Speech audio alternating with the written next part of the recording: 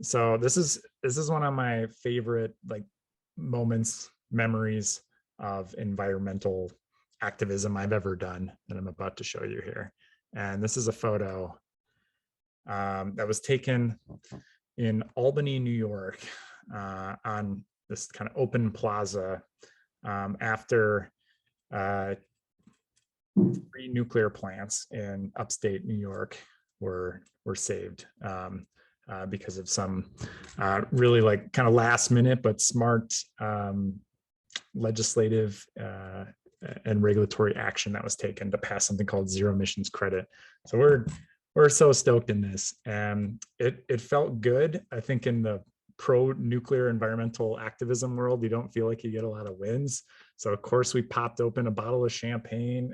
It was just sparkling grape juice, not alcoholic, but and passed it around to the about 150 union workers that are on the other side of this camera. And we do have some photos with them too, but it was awesome being there with Meredith, knowing how she has fought tirelessly for clean energy for a good chunk of her life. And going back to her work in Vermont, where she tried to save 72% of the carbon-free electricity in the state.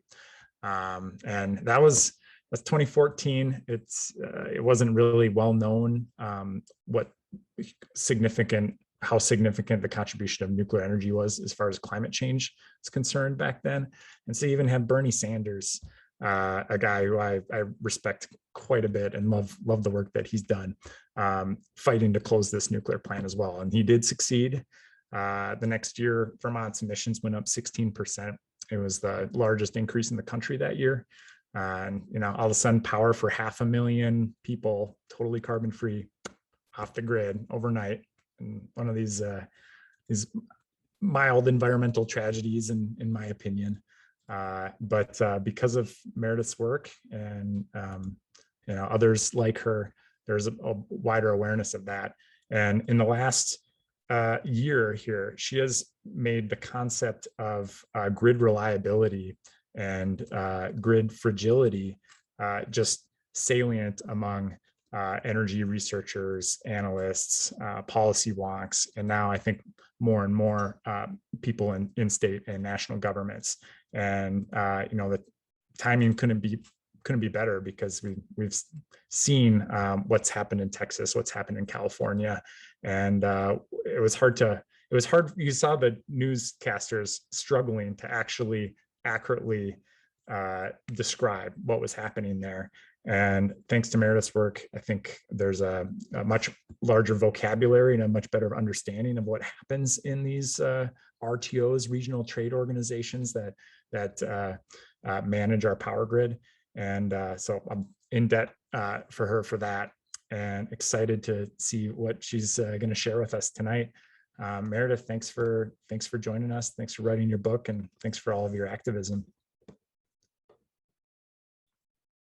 Well, I want to say thank you, Eric, for inviting me. And I also want to thank you for something you're doing now as opposed to something you've already done, which is you're going to be the narrator on the book, on the audio book.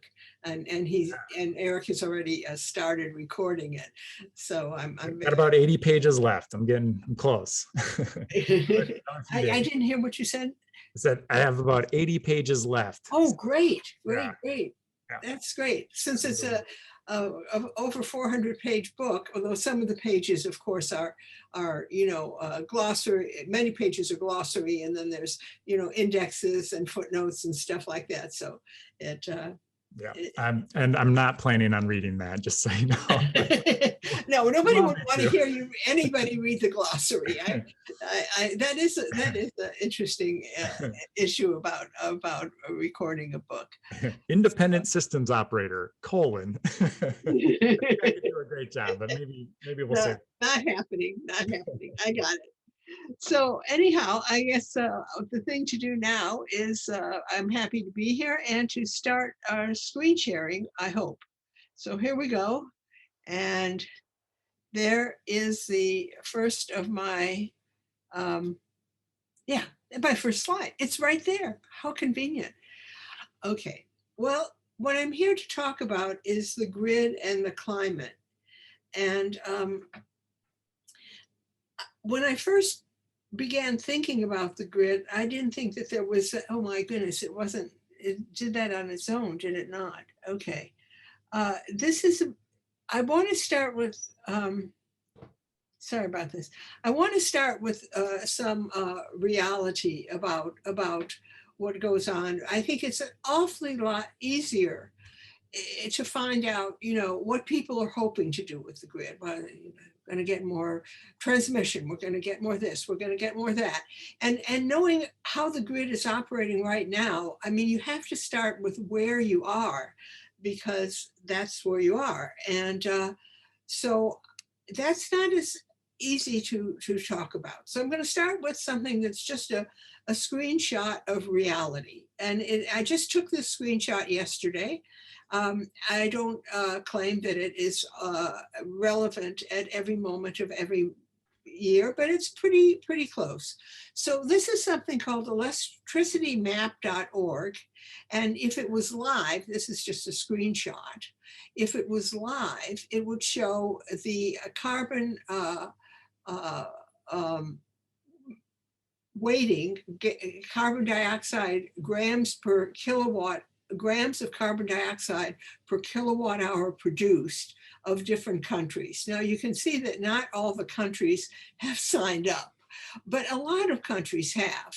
And if the country is shown in green, it has a low CO2 emissions. So for example, Quebec, with huge amounts of hydro, has 28 grams of carbon dioxide per kilowatt hour. Germany, with a lot of renewables and a lot of coal, and not a very good mix, has 463 grams per kilowatt hour. France, of course, with all its nuclear, is 49. And the others you can see. But I recommend people look at this, because this is like first step reality, what is actually happening on the grid, as opposed to what is hoped for or planned or whatever. So I consider continuing this topic, I consider there are 3 grids. Now in my book, I say there are 2. So you're like, oh, she added one.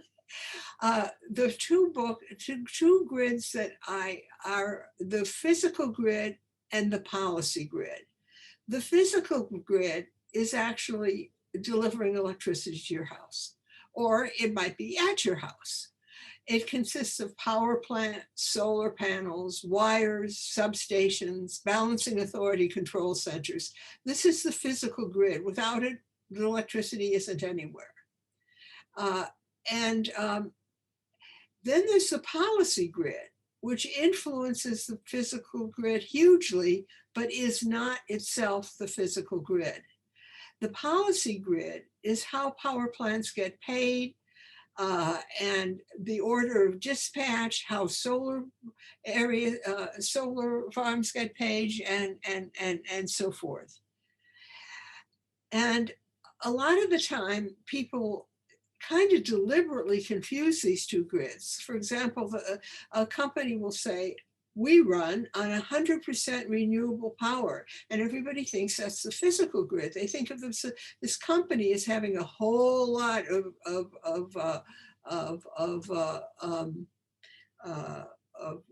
wind turbines near it and solar panels on its roof. It may have none of that. It's almost certainly running on the same grid power, the physical grid, as anybody else, but buying renewable energy credits. And so that's the difference between the physical grid and the policy grid. The could grid is what we, might do, DC transmission, battery storage at grid scale, electrify everything. All those things are the could grid. In this talk, I am going to be talking a good deal about the policy grid, because the policy grid, I hate to say it, but it tends to rule the other 2 if you look at it that way. So why did I write this book about RTO systems? It's an odd thing to do.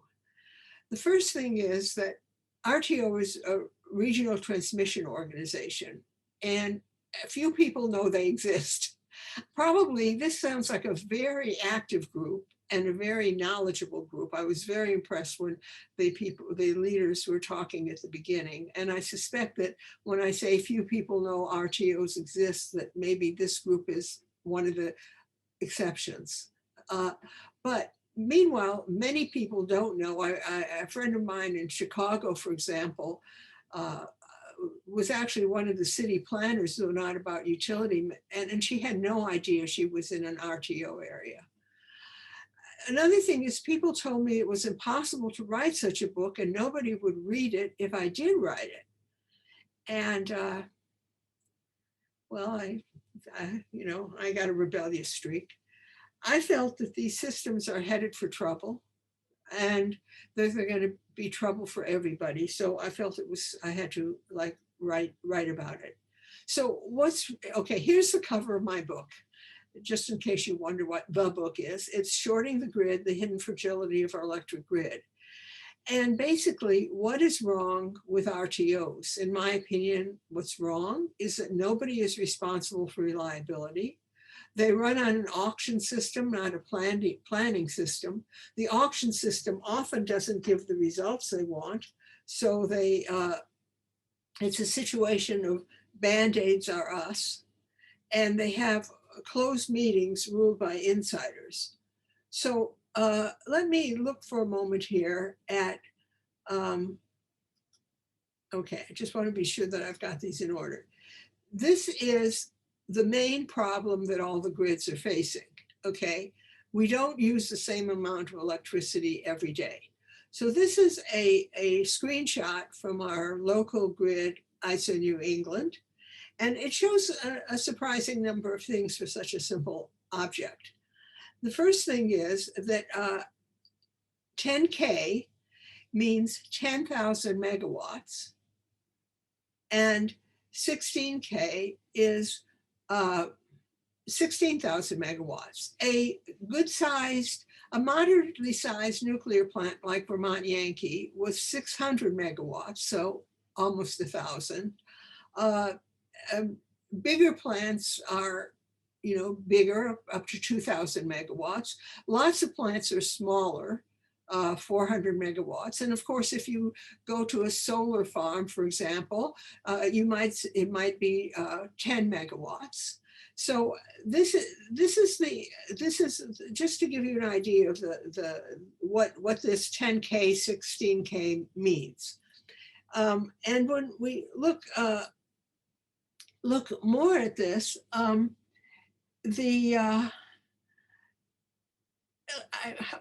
this is the RTO does all this forecasting, how much is going to be demanded. At midnight, they expect to be a little between 10 and 11K megawatts. At 6 in the morning, it shoots on up there and they expect 14K. This is a pleasant spring day. This is not some sort of thing that I'm trying to dramatize.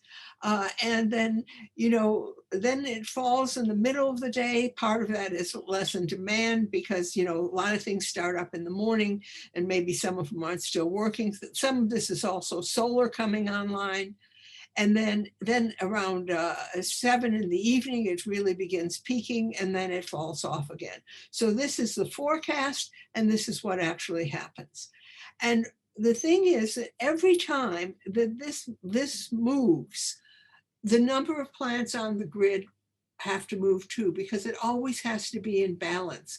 The number of megawatts produced and the number of megawatts used have to be equal at all times. And that is the huge job of the balancing operator. That is the balancing authority, sometimes called the BA. Every grid has a balancing authority.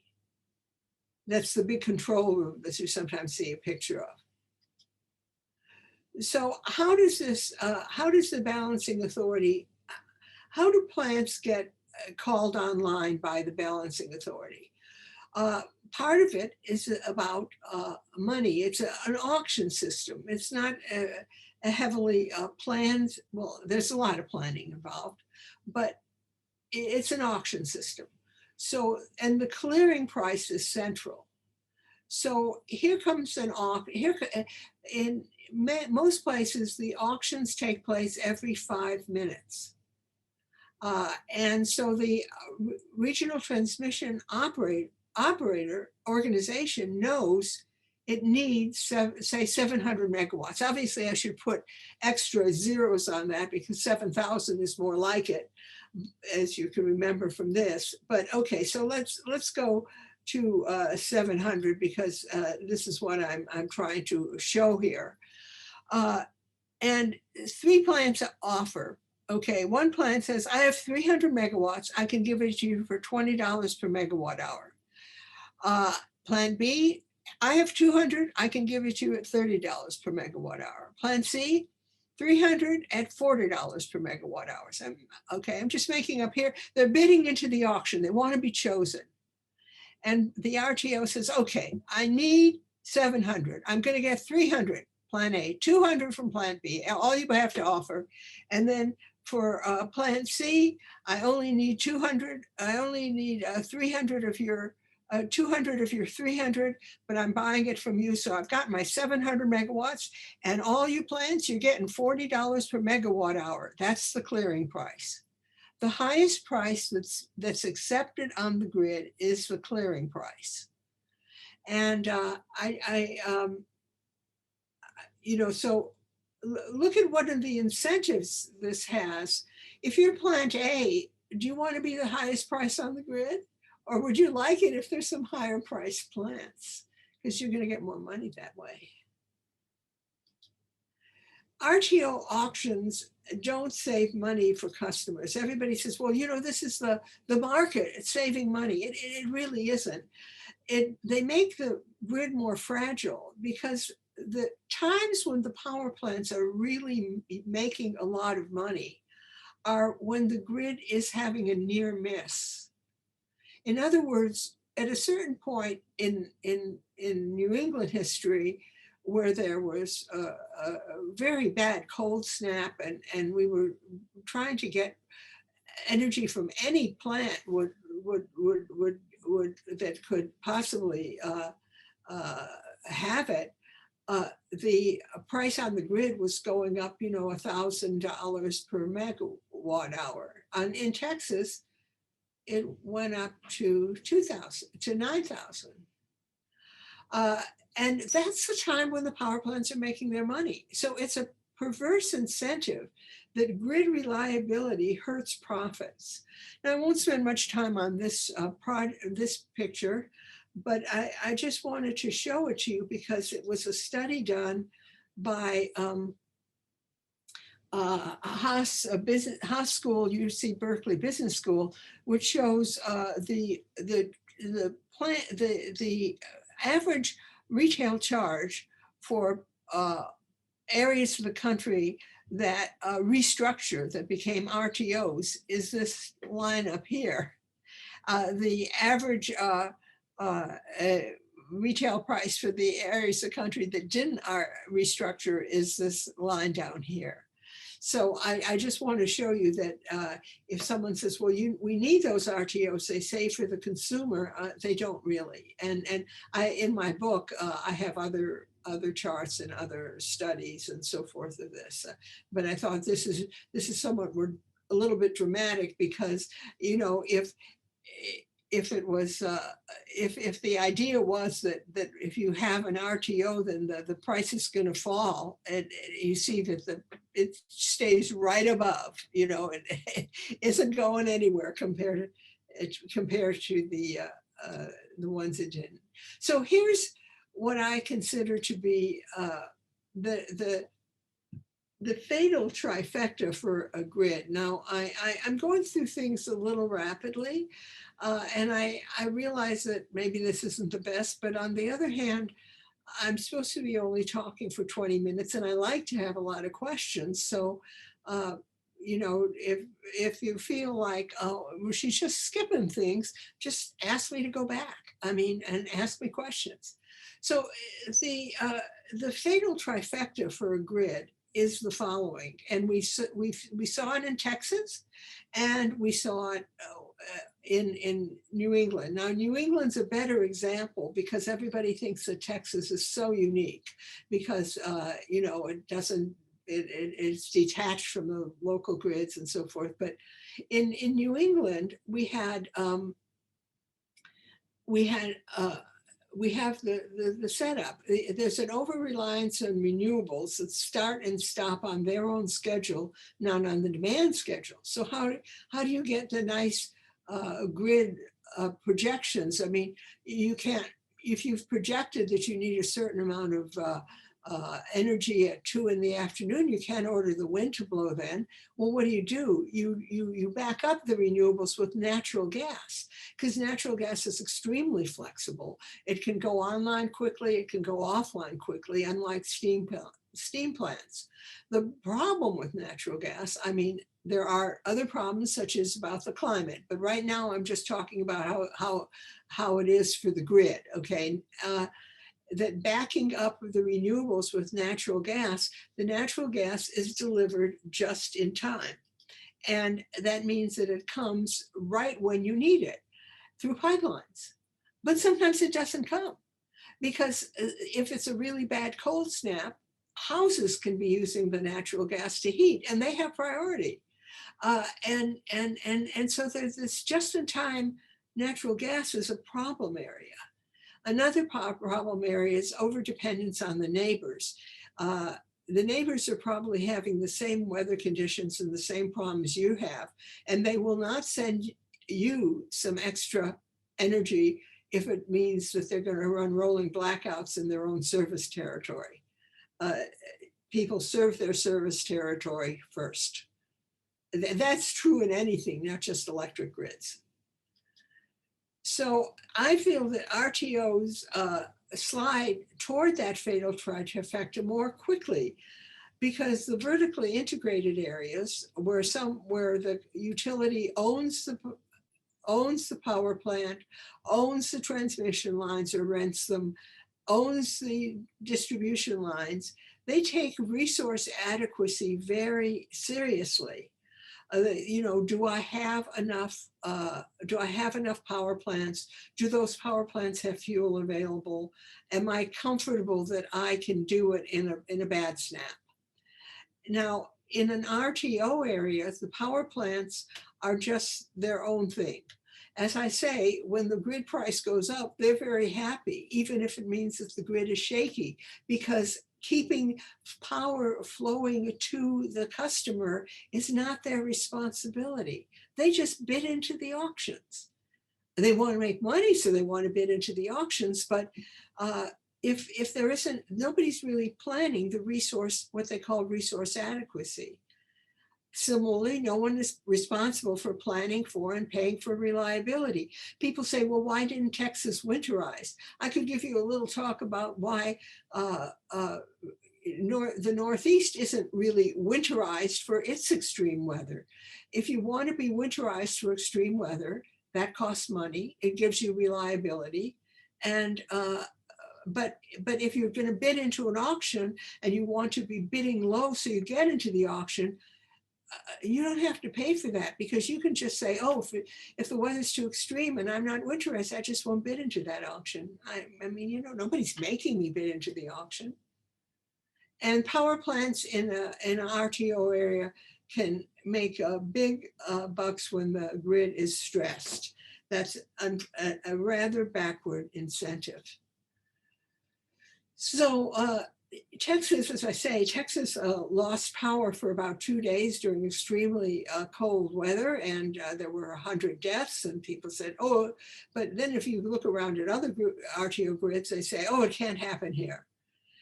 Well, it can, but we're connected to neighboring grids. We have a capacity market. Well, Texas has only an energy market. I'm not going to go into that. It's all about those crazy Texans. No, it isn't. RTOs have no incentives for reliability. They have, staying online is not ultimately their problem. So what about the climate with all this? So far, I have talked a lot about the grid, and I'm thinking of how I can make this uh, thing go away. Well, anyway, adding intermittent renewables adds a natural gas for backup. I have several, uh, uh, one of the international studies show that every megawatt of renewables, intermittent renewables on the grid, things like solar and wind, uh, requires 1.05 megawatts of fast response plants on the grid. They call it fast response, but it's basically natural gas because it responds very quickly. Hydro can be fast response, but nobody is adding hydro. As a matter of fact, they're taking hydro out most places. And also, even if you have hydro, people actually don't want to run a river that way because basically fast response means that when you need it, you let a lot of water over the dam quickly or through the turbines quickly. And that means it's fast buildup of current downstream, which means it's more erosion downstream. And we're having a little fight about that in a dam that I can actually see out of one of my windows. I can see this dam, and it's a big issue right now that they're going to not allow that dam to be a peaker plant anymore, to only be there when the grid is at its most stressed because it's too much erosion for the river. Another thing is that fast response natural gas adds pollution. It is equivalent to stop and start driving. It is the equivalent to,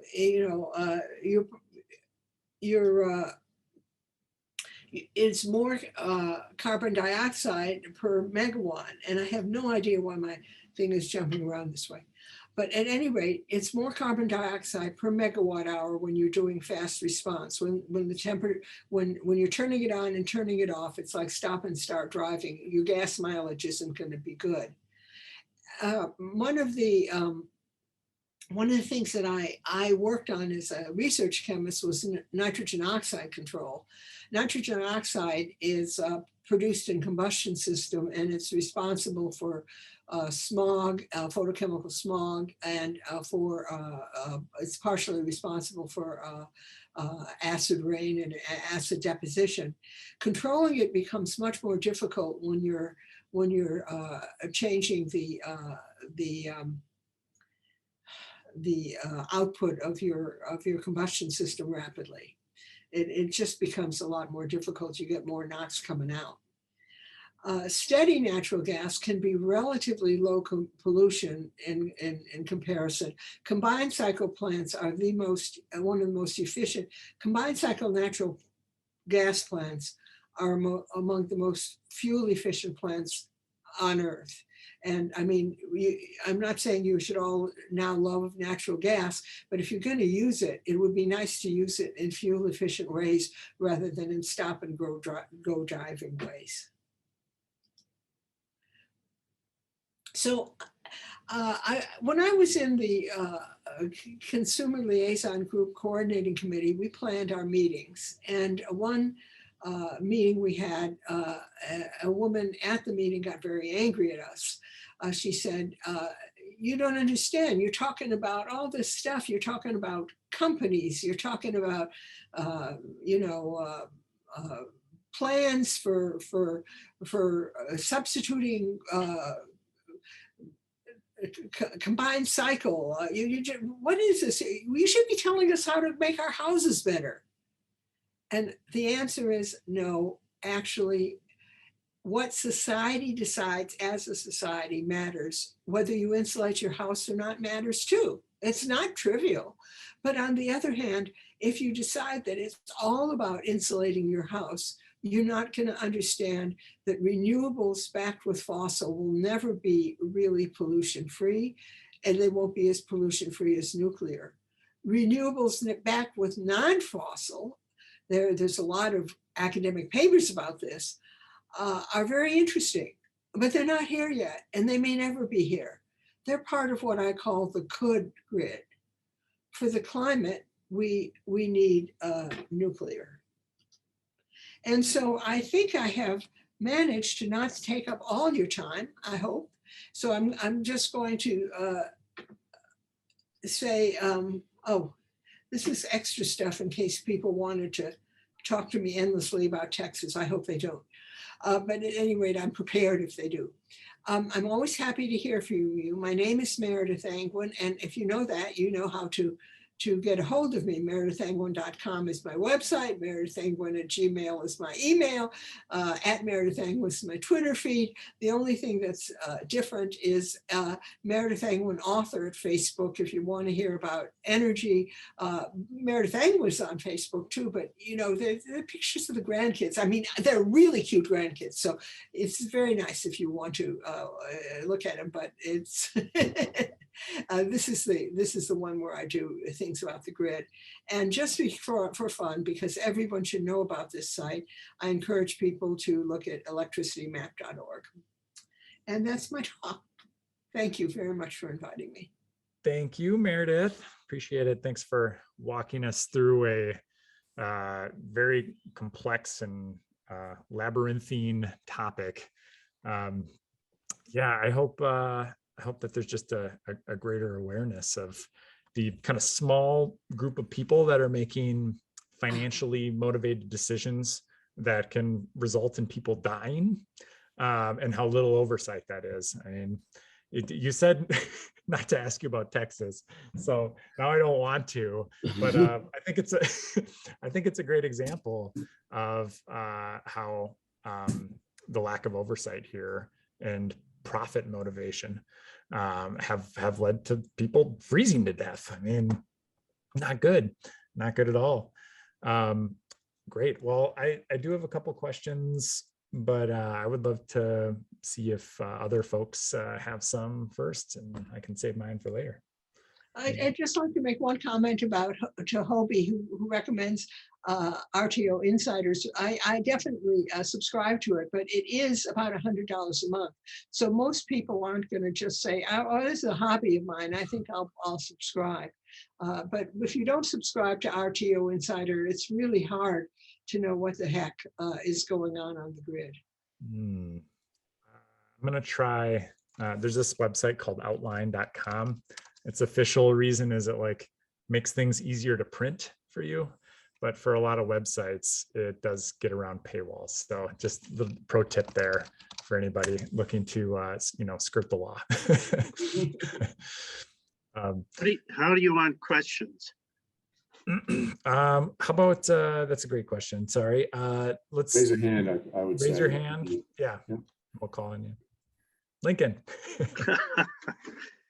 Well, you didn't say anything about batteries with intermittent energy, electricity generation systems.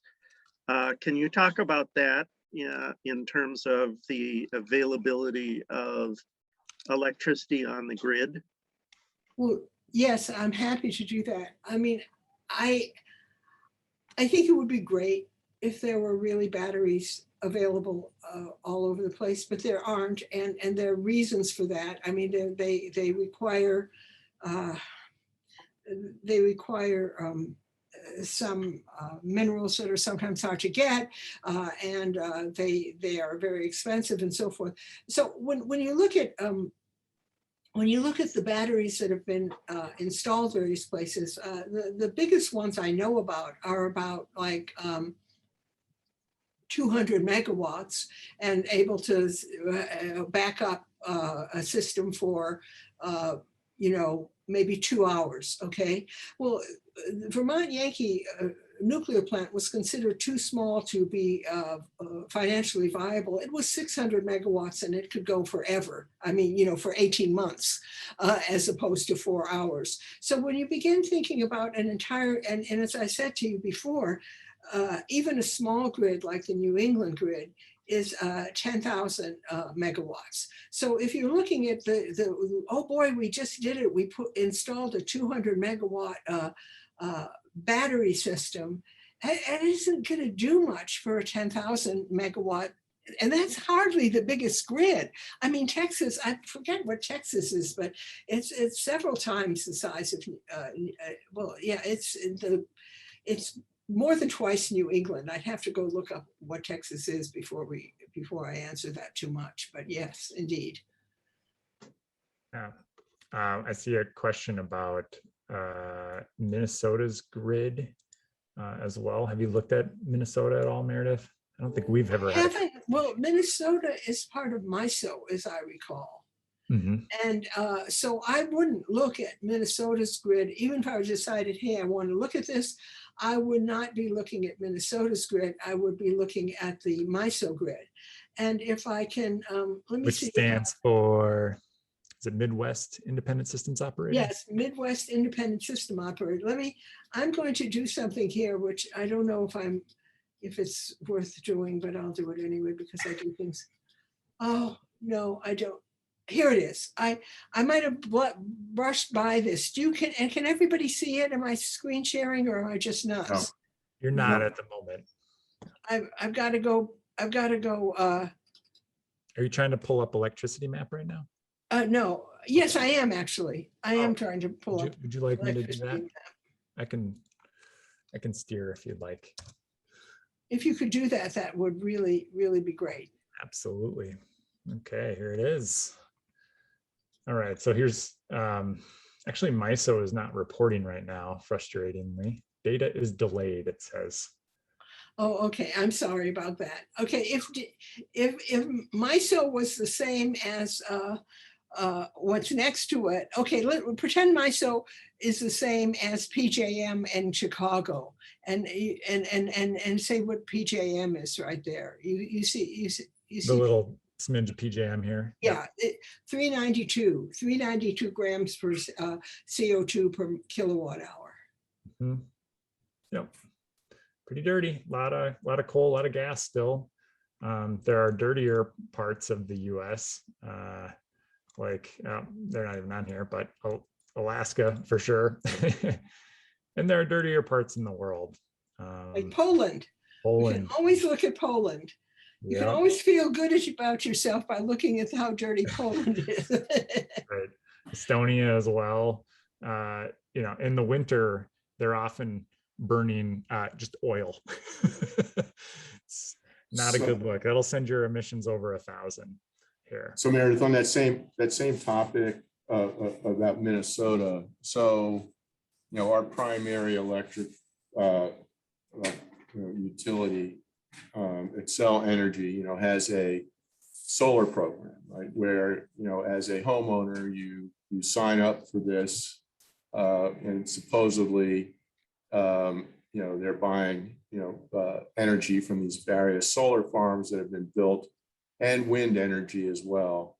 And somebody else on the call may know the actual number, but they claim, and I'm assuming this goes back to your policy grid, that they're somewhere in that 40% of renewable energy range.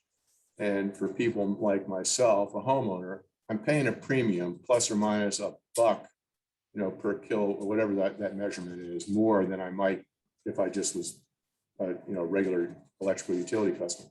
Are you saying that that's all smoke and mirrors and that's not really driving any type of environmental positive impact?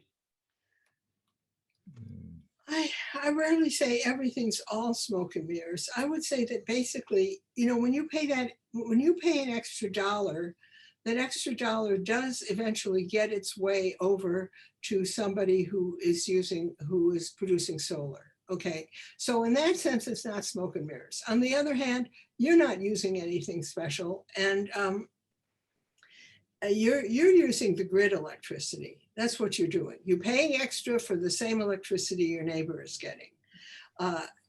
But somehow your dollar will go to someone who puts solar on the grid somewhere. So it's hard for me to say it's smoke and mirrors, but on the other hand, it isn't really cleaning up your area. It isn't cleaning up your grid particularly. You can, and there's all this other stuff that goes on that there's like arbitrage. For example, Vermont decided that that Hydro-Quebec dams were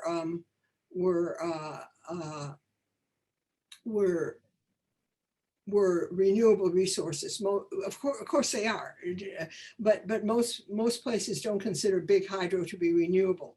So so Vermont bought renewable energy credits from Hydro-Quebec very cheaply because nobody else wants them. Nobody else gives them credit. Each of this renewable energy credit stuff is done on a state-by-state basis. So Vermont bought renewable energy credits for Hydro-Quebec dams, and then Vermont sold its renewable energy credits to other states. So it made money, you see, because other states would pay more for a solar credit for Vermont than Vermont was paying for, so you begin to wonder about this stuff, whether it's just another scam at some point, in my opinion.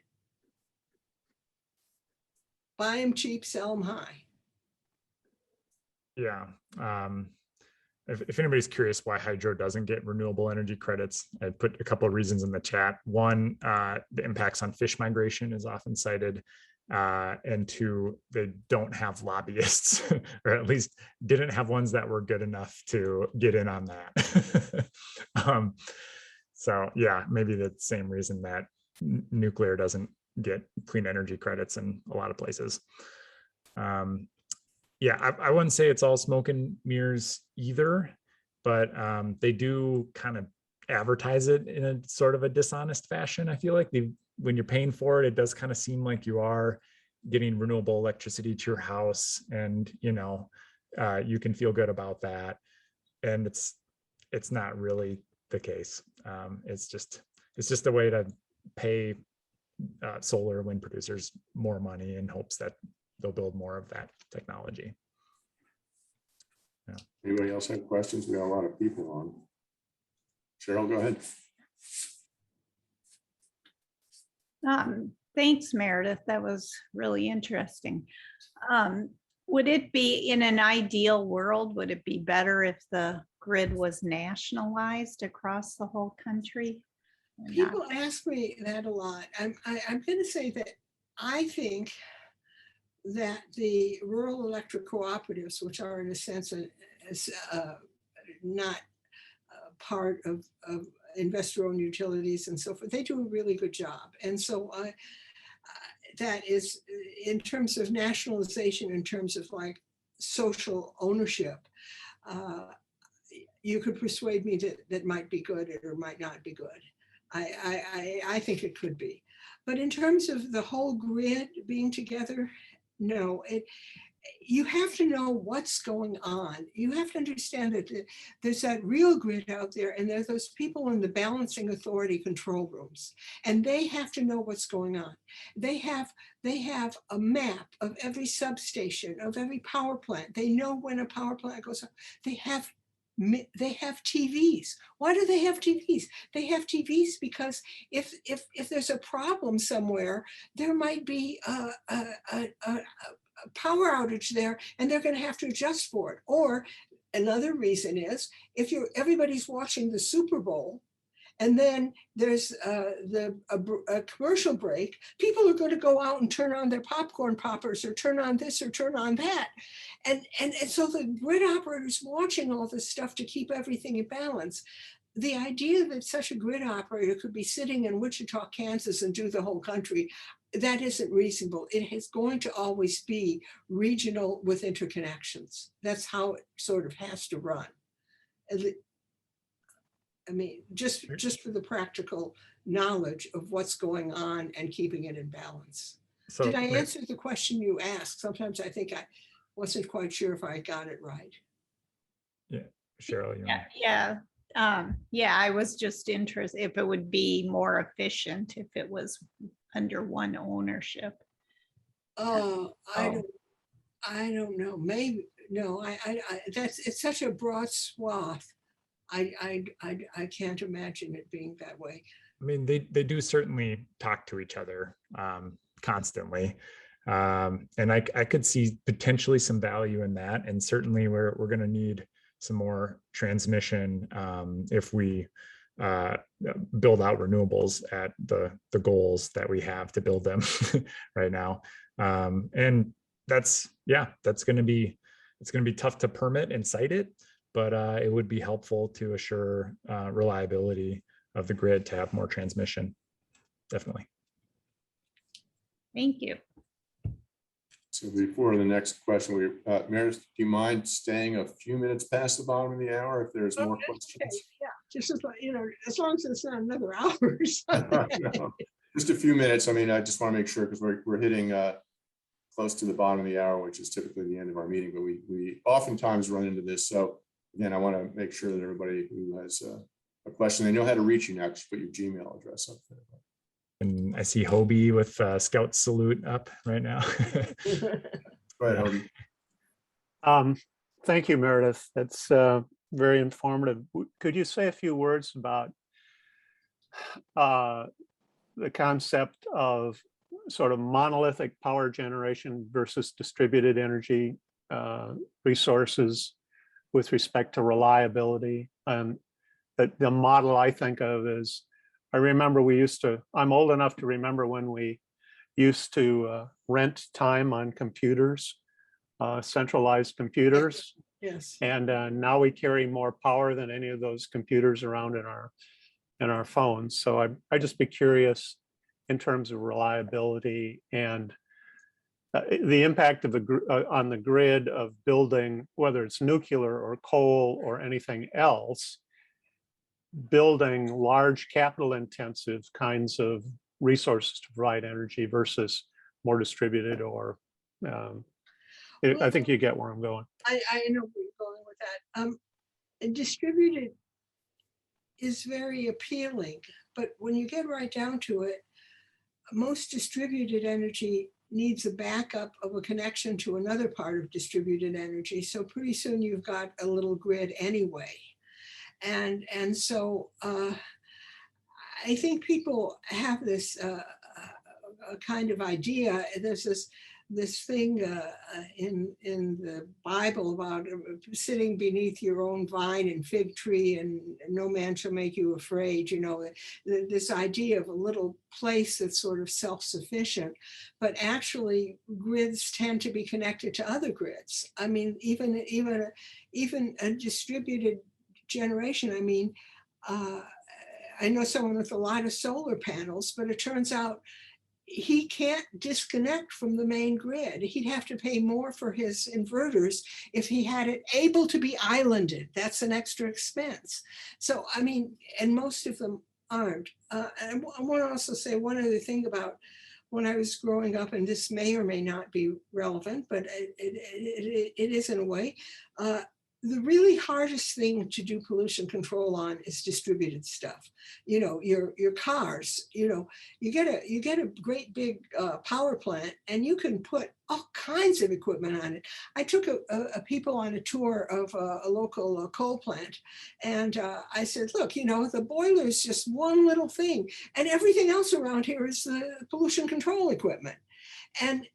But you know, you can't exactly have pollution control equipment to that size on a car, which is one of the reasons that cars and transportation is one of our hardest things to control. So we have to trade off pollution control, the need for backup beyond the island that is the distributed system, and the cost of that backup before we decide, oh, distributed is the way to go. Distributed can be helpful, though. It can be helpful. I mean, you know, if there's a real problem and you can island your little self, if you're a university and the grid is having a problem, you might have enough generation right on site to say, okay, we're disconnecting right now. But most people aren't in that position. I add something to that real quick, Meredith. I had to look up because I knew it was a crazy number, but so Nigeria, their electricity grid is 4 gigawatts. There's also, it's very popular to use backup diesel generators to assure that your electricity is reliable. So 4 gigawatts is what the regular grid is. Guess how much power there is in all of these tiny distributed diesel generators around the country. Anybody want to throw out a number? So 4 gigawatts is the regular electricity grid. How much is the backup shadow grid? Anybody? Probably 8 or 10. Oh, good guess, Meredith. Yeah, so very, very close. It's 14 gigawatts. So, two and a half, three plus X over 3 2/3 times as much as the regular electricity grid. People just having these backup generators for when the power goes out. And that's why you get things like a generator mafia. And it's just, oh man. Oh, Tim, I see your hand. Eric, I just, since I brought up the issue, I want to rebut on that. Excuse me, Tim. Yeah, go ahead. That just seems like a false equivalency to me. Well, nobody's going to put in backup diesel generators in the United States to do that. And so, yeah, you make your point. I would also point out, are you familiar with Home in California? It's creating a virtual power plant by tying together hundreds of thousands of houses and controlling both demand and because demand, as you stated, and generation have to be balanced, including in that any sort of solar rooftop. But they're actually now subcontracting and applying for power plant status because during an emergency or during a time when they need electricity, they can actually reach 200,000 homes to dial down the thermostat or affect the grid when the grid's needed. And that's distributed all over the country, all over the state, in California's example. Sorry. Yeah. Go ahead, Tim. That's called demand response, and that could be a whole nother discussion. Demand response. Yeah, I was just going to say, I just saw Wall Street Journal yesterday talked about how this company called Generac Power Systems in Wisconsin sold $1 billion worth of diesel generators in the U.S. this year, record sale for them because of the blackout. So it's not like it is happening, and it frustrates me. I wish we could just go with a clean option, but you see in responses to the RTOs, tech issues in Texas and California, businesses are like, all right, I guess we got to get a diesel generator then, because we're going to be like Nigeria now. And yeah, getting back to RTOs, Meredith, you shared a lot of the problems that exist with the RTOs. Do you have any recommendations of what we should do to address those? In other words, how do we fix this? Well, it's hard to fix it, but basically one of the things is to protect your ability to do some planning, and that is that just because for example wind is you like wind, maybe you don't want that much wind because it cuts into the ability of the nuclear plants to run at base load. Or for example, let's say you want solar. Well, add solar enough so that your backup gas, you don't have to expand your backup gas. Maybe I think that you just have to look at it and do the planning. And also the idea that there's one thing and you just put it in, you put in nuclear, you put in solar, whatever, and you'll be done. It's going to be a great grid. Basically, it's better to have a mixture. It's better to have a mixture because then you don't have the possibilities as much of common mode failure. Common mode failure can happen if, for example, there's some big problem and all of a sudden the gas compressor, 3 gas compressors aren't working, okay? And then the gas pipelines aren't working. That would be a common mode failure for gas. And that actually sort of happened in Texas because what happened was when some of the power plants went offline because they couldn't get gas, they stopped, those power plants stopped supplying electricity to compressors, and then other power plants couldn't get gas. So what I'm saying is that if you have a variety of different power plants, then you're not going to have as much common mode failure. So I guess I hope I've answered your question, but maybe I've gone off on a tangent. I hope not. That's fine. Thank you.